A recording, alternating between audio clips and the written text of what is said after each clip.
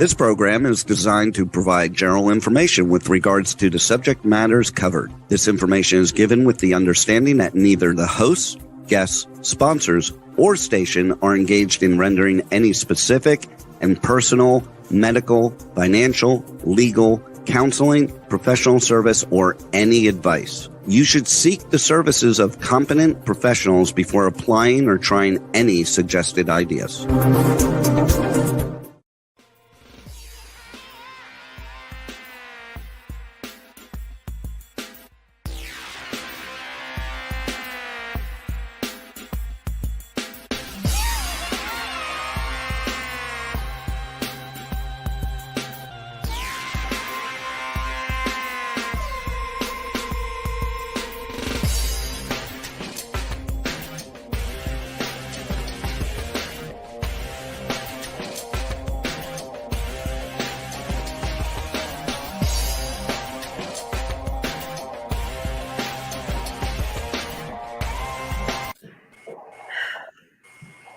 Hey there, it's Brian Sebastian, movie reviews and more, and here we are, one day after Halloween, and all kind of chaos is going on as usual.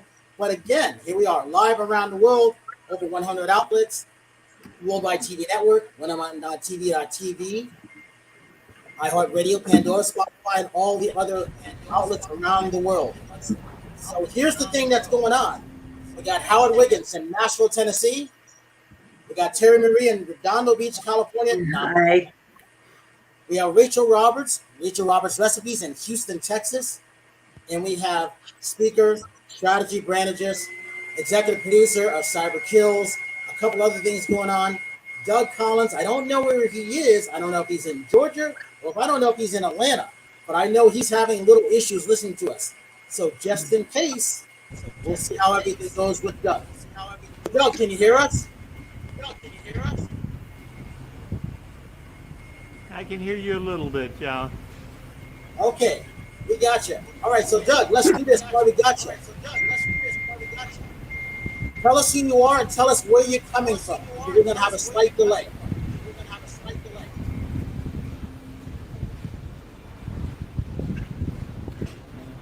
Yeah, I'm sorry, just got a real difficult connection here, guys.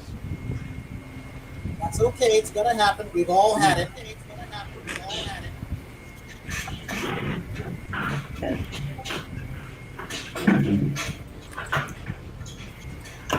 Good. We're going to come back to you. All right, Rachel, let's go to you.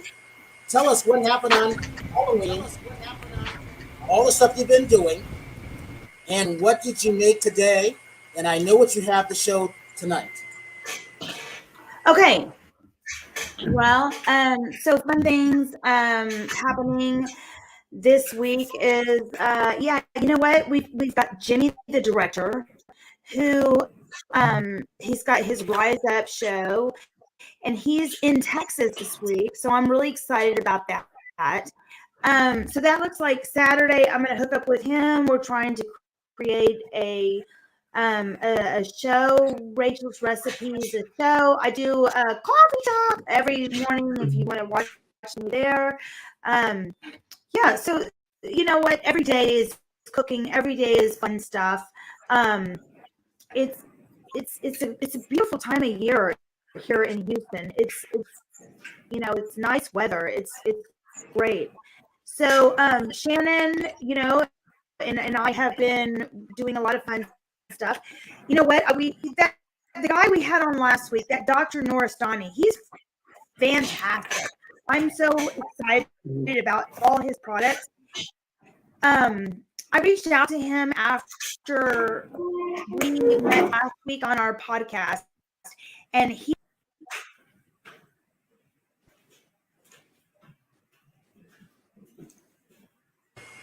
Oh, now I think we lost your audio. Yeah, we lost your sound. Okay. Am I back? Yeah. Okay.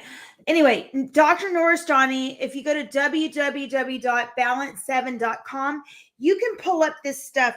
Now, he's got also, Terry, you need to call me tomorrow. This guy has got all sorts of stuff for our skin He's got vitamins, that's got the magnesium and all the good stuff for our body. And then the skin oxygen infused cream. I am super excited, Terry, about us getting, and Howard, right? Right, I want it. Why not? The beauty treatments, yes. Yeah, this guy's the real deal. So anyway, Doug, tell us what you do. Can we hear you now, Doug? Take it off of mute and let's talk about you. Okay, very good. Well, I've got a couple of projects going on right now. I'm a co-author of a book called Truth, Lies, and Alzheimer's. It's Secret Faces, and we're in the middle of doing that. We also have a great movie called Cyberkill, which I'm the producer on, and we've just finished the script, and we're going to be taking that to the major streamers here shortly. So we've got a couple of projects that are in the works, and that's what we're doing. Hey, Doug, if you need any extra actors, Terry, Howard, and I, we're here for you. Yeah. I have If good I had a news. nickel for every time I heard that.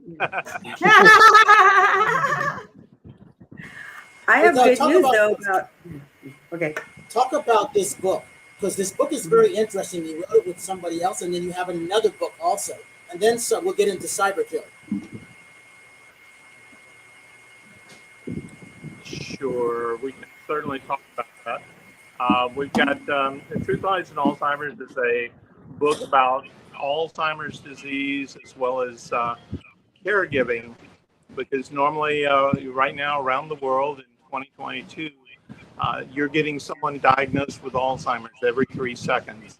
It's become the leading cause of death in countries like Great Britain, Finland, and in the Netherlands right now. So it's a what they call the next pandemic that's out there. And right now, when you get into the caregiving mode, you're in it for the long haul. So you're in it for anywhere from, say, 5 to 10, 12 years.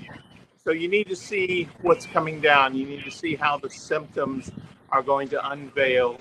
And then eventually those symptoms, you'll see them. So you need to know what you have to look forward to, how to identify them, and how to deal with those. And that's what our book does. It's really written for caregivers and family members who are dealing with loved ones with dementia. You know what? That hit me hard. Terry's going through it. Howard, you work in that healthcare. We all understand, and we can all, every one of us can relate to that, right? Terry. Yeah, it's like we say, everyone has an Alzheimer's story. It's absolutely remarkable. We have a great country western singer named Phil Vassar. He wrote the song "Just Another Day in Paradise," and his mom, got Alzheimer's, got diagnosed as Alzheimer's during the COVID pandemic. And she didn't want to be isolated. She wanted to see her children. She wanted to see her grandchildren. So they brought her home. And he wrote a chapter in our book called "Bringing Mom Home." And it's just a heart-warming and a heart-breaking story of dealing with a loved one with Alzheimer's. Yeah, I feel like I'm getting because already. I was going to say, I watched my grandmother go. My mom doesn't have Alzheimer's yet. She's just got heart issues. But my grandmother went through it where, she would get up and she didn't recognize anybody at all. It got really sad. Like she got it in her, she lived to be about 95, but like right when she hit about 90, she didn't know who anybody was. Well, I'm 49 and I can't get my kids' names right. So like I feel like I'm already, that's already starting for me. That's probably stress. So there is something called early onset Alzheimer's, and it does happen to be hereditary. It's the only type of Alzheimer's that is hereditary. But if you have Alzheimer's in your family, you need to take steps. Watch your diet. Watch your exercise. Watch a lot of my things diet that puts you into diet's high-risk categories. Perfect. I don't know. Yeah. I don't know what else you can do. A diet's good. Drink a little. Diet's good for everything. Fish. Fish. There's been studies with fish oils too to help with your brain functioning, and good aminos and acids and that kind of stuff. But yeah, No, diet's a big it's part. like they say, the Mediterranean diet, is a good. Well, that's what I live by. A good diet. Yeah. Sure. Well, you should be in good shape. Some things that you need to know, though, they've done a lot of studies. So if you're a female, you're 65% more likely to get develop Alzheimer's than your counterpart males. If you're Hispanic, Latino, Latinos are 50% more likely to get develop Alzheimer's than our Caucasian counterparts. So it's really something that you need to take a look at. Certain races, certain sexes are more prone to developing Alzheimer's. What about you, Howard? I've got a beautiful story about Alzheimer's. Back when I was an interior designer, my grandmother had Alzheimer's, and it's before they had cell phones. And I was doing a house call in her neighborhood, so I stopped by the house to use her phone. And grandfather had set her in the picture window, almost like Whistler's mother, and she's looking off in space. And I got off the phone, and she turned to me and she said, "Howard," she said my name for years, not knowing me, and said, "I love you the best." And then she died really the next day. So good memory. It's really a tragic disease. We have no early diagnosis. We have no cure. And really, we tell people it's like losing your loved one twice. You lose them as the disease, continues this course because they lose their memories, and then you lose them finally. Alzheimer's is always fatal, so it's not a pretty sight. Well, y'all take me out and shoot me if that happens to me. Oh, geez, don't say that, Rachel. Terry, you're in charge. Right, talk about the business development when the company gets developed. Why is that important?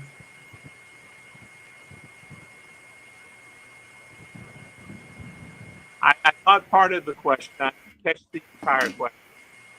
Oh, talk about the business development of what you created in Arizona, Hempdog. Oh, okay. All right. Well, we developed the book and the workbook. The workbook is really similar. It's got a number of questions and so forth in that. And then once you fill out the questions, you really put in your story. You're going to be able then to have a roadmap because everyone is different. Every story is different.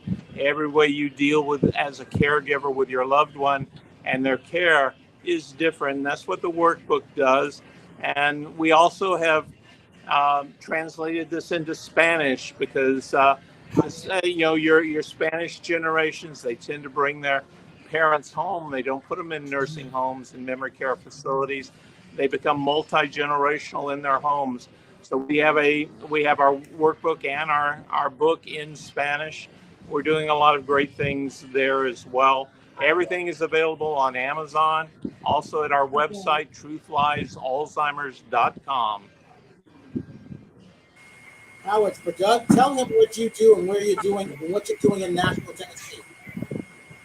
Well, the last 2 weeks I've done 2 Halloween parties, one for Nashville Women in Film and one for a good friend of mine, Jenny Vollmer. Just had a great Halloween party. This Wednesday, I've got, this Saturday coming up, Nashville Women in Film are having a fashion show. I'm also attending that. So. Terry, go ahead. Tell them what you're working on. What you just did. You went out yesterday for Halloween. Oh, for Halloween, yeah. So I went out with Raquel. She's one of our publicists that we work with, and we went to go see Suicidal Tendencies, which was one of my favorite bands in college and stuff. So they're an 80s punk rock band from Venice Beach, California. The original singer is Mike Muir. We met Mike last night. We got some pictures with him. I just didn't have a chance to send them over because we just took the pictures last night, so we will show the next show. And he talked to us for a way. He was a really cool guy. And then John Five, Five played, and John Five is he's the guitarist he plays with Marilyn Manson, and he plays with White Zombie or Bob Zombie we didn't get to talk to him, but I mean, our seats were amazing. Like we were right up like against the stage. And I mean, as everybody knows, I'm pretty much a rocker. I love 80s music. So that was, it was a fun Halloween. Only thing that was bad though is that I needed a new tire and I just didn't have time to get it fixed. And so I got stuck down in Orange County. And so now my car is like down. I mean, it's like, it is what it is. It's stuck in Orange County. So I have a loaner, but I got to go back to Orange County BMW tomorrow, like in the morning and pick up my car. But besides that, you know, we had a blast. Was that something Dean hooked up?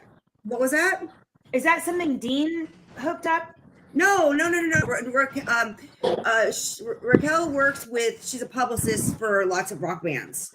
So she does a lot of stuff with the whiskey and so different venues. I remember the venue was the Garden Amp, which is a really nice, if you ever get a chance to go to a concert there, I would check it out. It's a really intimate amphitheater where you can pretty much, wherever you're sitting, you have a great view of the band.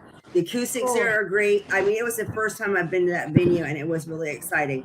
And to go along with it, I just found out today that I'm gonna have 2 music videos that I'm in with with Wicked Star. Probably coming out, I think, in November.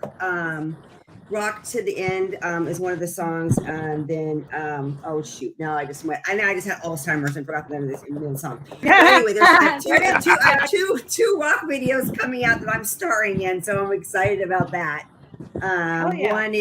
One of the videos is kind of a sexy video where I'm kind of a vixen. The other one is kind of tells a story about being there for family and family members that, like my husband's sick. It's like, again, caring for others. So it's more of a dramatic video. So, but that was my Halloween. It was fun. And then I've been training. I've been really good on my diet. So I'm looking forward to this next year to try to get back on stage. I mean, I keep putting it off, but I'm going to do it. All right, Rachel, talk about food coming up. What did you make? What's going on? Okay, so every day is a new day, and we I'm always cooking. It's all about eating clean, drinking a little dirty. So I go out in my yard and I find fresh stuff that's growing. There we go. This was we did some beautiful steak and some crab cakes, Maryland crab cakes, and oh my gosh. Shannon was making the eggplant rigatoni, and there we go. We made a frittata. I've got my Italian stallion, Michael Curielli, giving me ideas to do and there's some guacamole. I love to cook. Every day I'm cooking. And my kids are completely spoiled with good food. And it's Terry, I'm eating clean. I'm trying not to drink as much. I'm trying to think of you.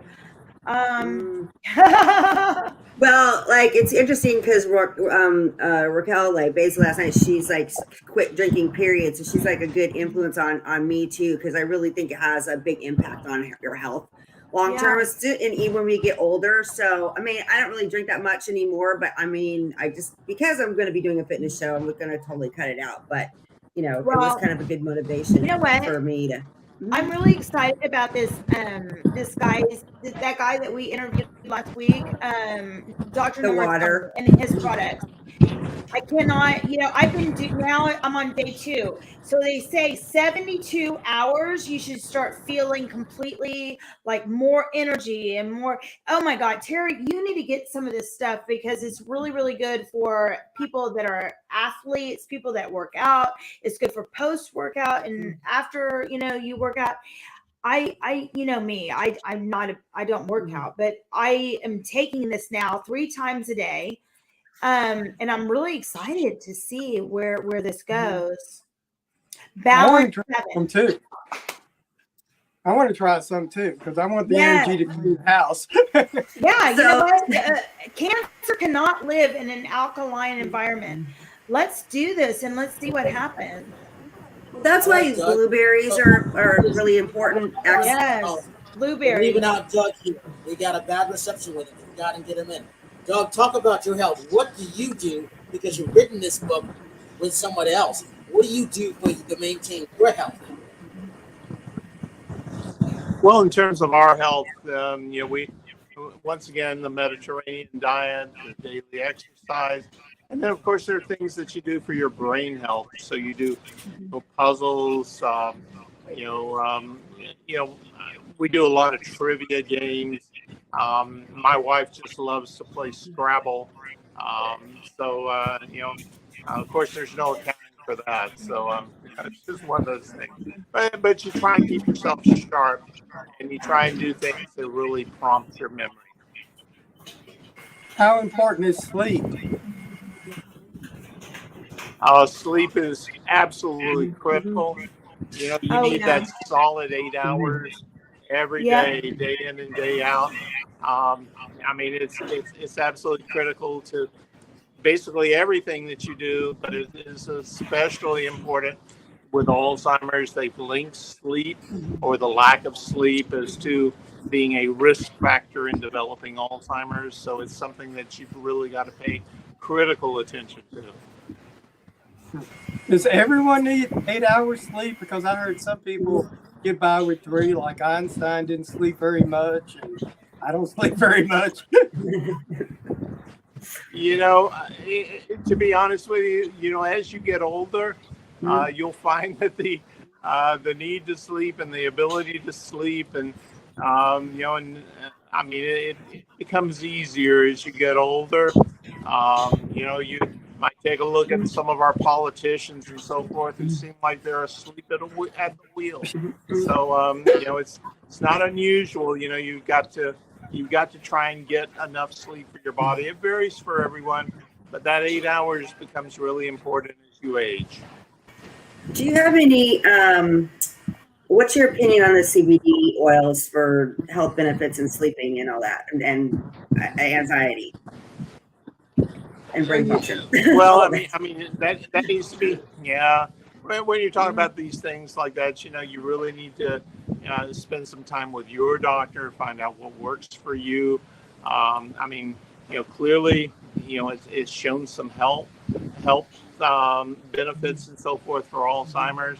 There's some new technology coming out right now with technology in Alzheimer's and how that will improve. There's a company right now working on artificial intelligence and things that they can do with Alzheimer's. So, there's a lot of money going into this right now because we're talking about billions and billions of dollars in cost, trying to treat Alzheimer's as our population ages. And as I say, you're looking at just a lot of people out there, 20 people a minute being diagnosed with Alzheimer's. That's not a pretty picture. Mm-mm. Talk a little bit more about the caregivers, because I know when my grandmother had Alzheimer's, as soon as she passed away, my grandfather passed away because it was a toll on him to take care of her all those years. Yeah. I cared for. That's how I kind of got into the book, being a caregiver for my father-in-law. And my grandmother also had Alzheimer's, and it really takes its toll. I asked one of our friends, what he basically would like to share with people. He had 6 people in his family pass away from Alzheimer's, and he said, it's like the elephant in the room. I wake up with Alzheimer's. I go to bed with Alzheimer's. I have Alzheimer's 24/7. He says, you need to forgive me because I need time. I need to take a walk with my wife. I need someone else to care for this. I need time away. And, that's very true. Caregivers, they undergo just tremendous stress, treating their loved ones, and you need to get away. You've got to take care of yourself. That's one of the critical things. That's one of the things that we share in our book and our workbook. You've got to take care of yourself as a caregiver. You've got to take care of your loved ones, and you've got to recognize those symptoms when you see them and know how to deal with them. It could be anger, it could be wandering, it could be hallucinations. My wife's father took a swing at her, and he was a big guy, and unfortunately I was able to block that punch. But it just came out of the blue. My co-author, Lisa Skinner, says it's like a California earthquake. All of a sudden, it's right there, right in your face. And that's the way Alzheimer's is. Hey, Doug, talk about the company that you founded, HD Based Arizona, supplies services for global networks. Talk about that. Why is that important? Well, we're doing a lot of things with with global networks. Working with right now we're developing a website called memorycaregiver.com. It'll come online. But the key right now is really sharing information. The Latinos, they bring people home. That's admirable, but they don't know much about Alzheimer's. Their doctors don't know much about Alzheimer's. They don't have a lot of resources. They don't have a lot of access to medical care. So, you need to, really get the right kind of information to these people, work through the networks, work through the Alzheimer's Association. And every country around the world has an Alzheimer's group, and care groups. There are Facebook groups. There are people on LinkedIn that you can link with. And the whole key right now is to, I mean, when you read, say, a Facebook post from a Facebook group with Alzheimer's and you listen to their stories,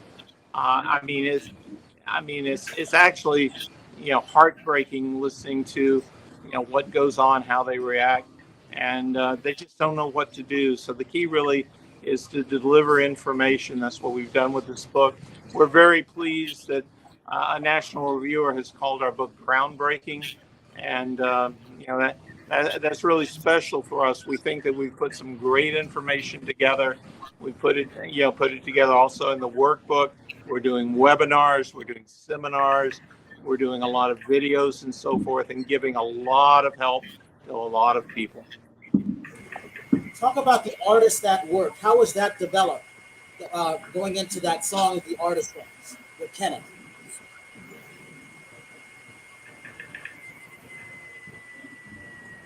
So,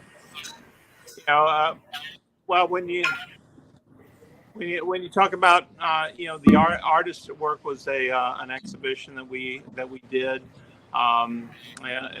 Once again, dealing with arts, dealing with music, all of these things help draw people back to their long-term memories, things that they've done forever. One of the best things right now with Alzheimer's, for instance, is to make a song list. So you should be making song lists for your loved ones, because that music, the music they listened to when your parents were dating, or maybe when they got married, or when they had children, or when they danced, all of those memories that they have, that music will draw them out, and it will connect with their long-term memory, because the short-term memories are going. They just become non-existent over time. But the connection to those long-term memories, the art, the memories that you have with music, all of those things dip very deeply, and they draw people back to the present. And sometimes you have that perfect moment of clarity, which you'll be forever grateful for. It happened with my grandmother. She didn't know who I was. Then all of a sudden, she had a moment of clarity. She heard a song that she recognized that we were playing, and it drew her right back into the present. And that is one of those things I'll remember all my life. It's just one of those special moments that you'll remember. We had a couple films that the Hollywood Film Festival. One was called Silver Tsunami, and I can't remember the other one. But it was about going through all of this stuff and how the population has aged around the world. And one thing we discovered was if you put headphones on, they remember everything. It's a personal thing, but they get it. You start to see them start to come back alive. You start to see the eyes open up and their body movement. And now the whole thing. Headphones is really the key to that.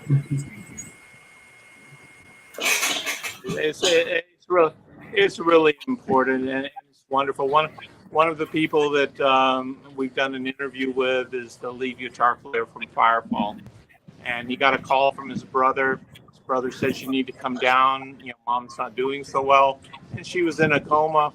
And he played her favorite Firefall song, "You Are the Woman That I've Always Dreamed of."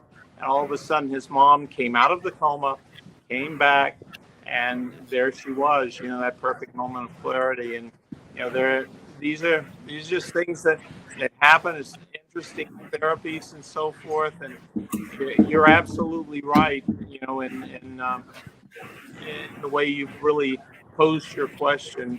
But that's what you want to do in order to be an effective caregiver. You want to find all of these pathways that can lead back into the long-term memories. How did you get that film to become executive director? How did that happen for Cyberkills? How did that happen?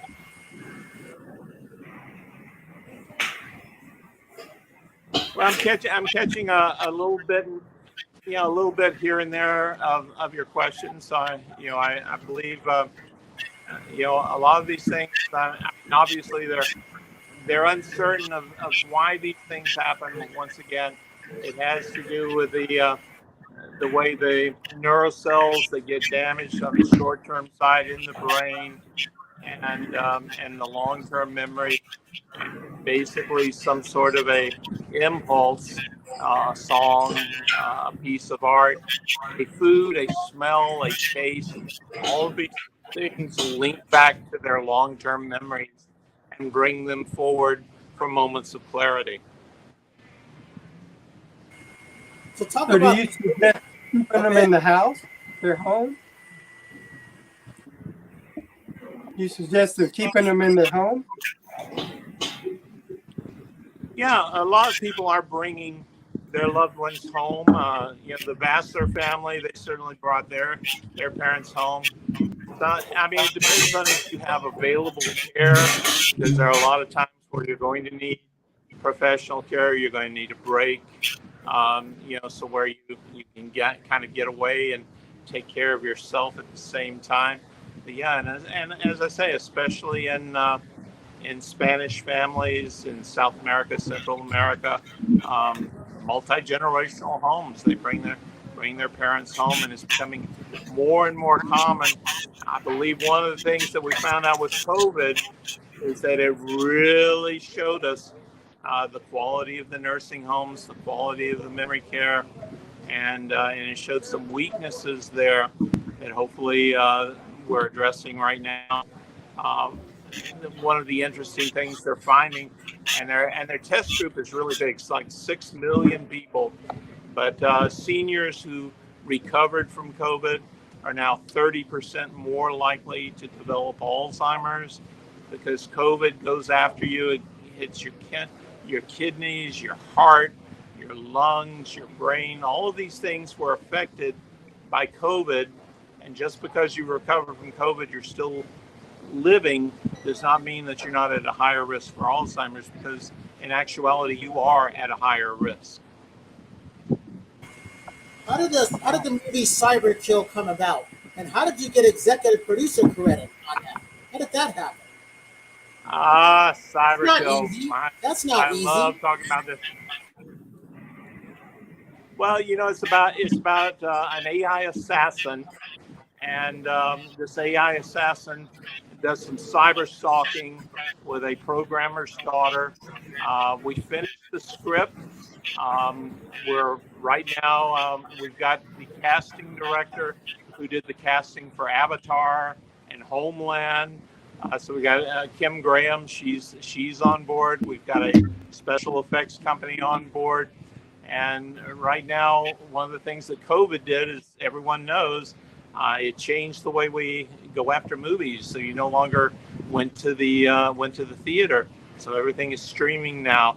So the whole key is content, and so we're definitely out there. In fact, I had a meeting with a group here today, on financing the movie.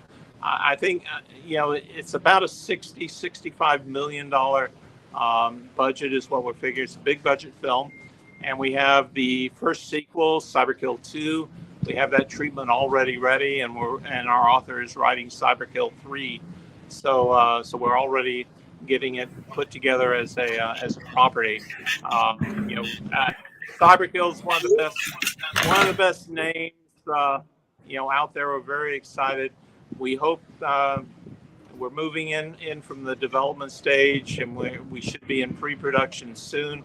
So I'd say in about 2.5 years, look for it on the big screen, and certainly on streaming. We're about to attach a director.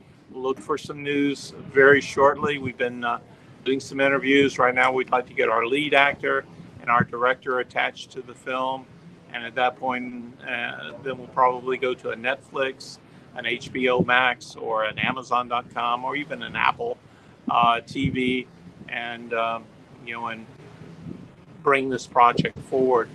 You're going to need a lot of partners. It's a big film, so we'll be looking for some assistance in order to get the film made. All right, Howard, send your resume and your reel in to him. Who's casting this film? Do you have a casting director yet?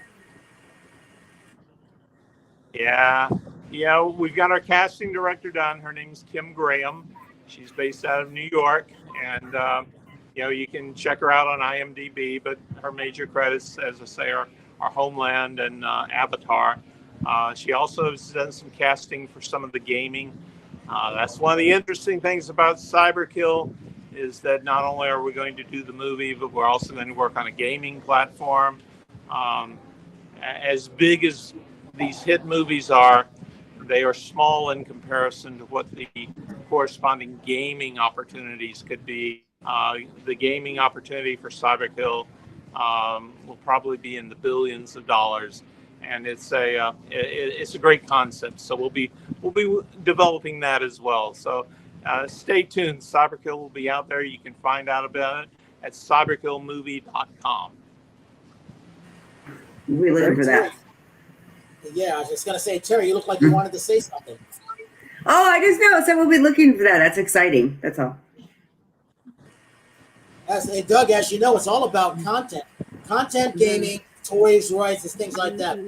But you didn't say how this came about. No. This is not an easy process. No, it's interesting how you put a movie together. I've been friends with the author for nearly 15 years, and I read his book Cyberkill when it first came out, and I said, this would make a good movie. And so we vacationed together up in Colorado, and I said, why don't you give me this? Let's see if we can develop it. I had a good friend.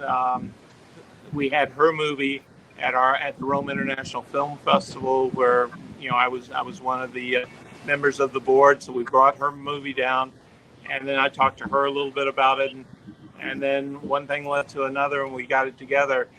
Our author wanted to be the screenwriter, so he did 21 rewrites, which was painful, as you might expect.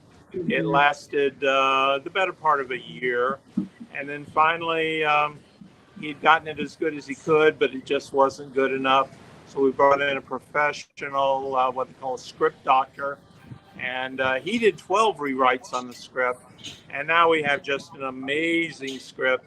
We have a special effects team. We have everything in place right now. We've spoken with a director who just finished a movie with Dennis Quaid and John Voight, and so we're hopeful that he's excited about the film. So we're hopeful we'll be able to make that happen soon. And then we're going to go out looking for our lead actor. So keep your fingers crossed. Cyberkill, it's happening right now. It's really moving quickly. And so we're starting. Well, we've got the script, so that was the biggest thing, was getting the script done and being able to move forward. And we got some great merchandising opportunities. Just think about it. It's like Terminator or Taken. It's one of those one-word titles that is just awesome. I really am a big fan of John Voight. That's all I was going to say. I met him at Emmys. I went to the Emmys, the regular Emmys. I think it was 2019. I went and I met him at a party, and I got to chat with him for quite a while. I have some pictures too. I'll show them the next show. Me and John Voight. He's a cool guy. Well, we'd love to talk with you about Cyberkill. So as this develops, you're going to start hearing some news, our publicity. We've got publicists now involved.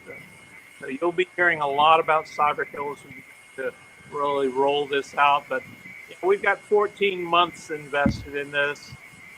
We just finally got the script finished, so it takes a while to do one of these things. It truly does take a village. It takes somewhere between probably 2.5 and 4 years to bring a film like this to the actual theater. Well, I see Howard. Howard, I can see you in this in some kind of role. So, hey, Doug, I'm not that guy, but I am good at casting. So I do see Howard sending it to the casting director. You never know. You never know. But for me, I'm all about reviewing films. Well, we've got a lot of special effects. We've got helicopter crashes, and we've got cities that get destroyed with a virus, and there's just a lot of really cool stuff. We actually have a dog in this, where we have the AI assassin coming through a microchip that has been embedded into the dog, and you'll see the dog's eyes glow and so forth. And we have some battle bots, so we're doing some things with battle bots and robots. Robotic, animals and so forth in the film. There's just a lot in there, so I think there's something for everyone. It's a little bit of romance, not so much romance, but there's a lot of action, a lot of adventure. So I think, and of course, an AI assassin. I mean, somebody had to write it, so there it is. So talk about this. We're going into award season now. So for Howard, Rachel, Terry, you guys may or may not know about these things. But what happens with a lot of this stuff is we got the American Film Institute, AFI, which is the last film festival of the year. We've got Sundance stuff coming up. I've seen, 9 movies from AFI. I saw 2 movies today while I was doing everything else. I'm not supposed to talk about this. Yeah. I'm going to talk about it because it's my friends. It's called Immediate Family. I think Rachel's seen it. Terry hasn't seen it yet. Howard, you haven't seen it yet. But it's about the 5 musicians, the only ones in the world who played on all hit albums, from Linda Ronstadt, Carole King, James Taylor, Don Joni Mitchell. Yeah, all of them. 4,100 albums. But again, I'm not supposed to talk about it, but I am. But again, Doug, talk about this real quick. We've got about 4 minutes left. Talk about some of your favorite films.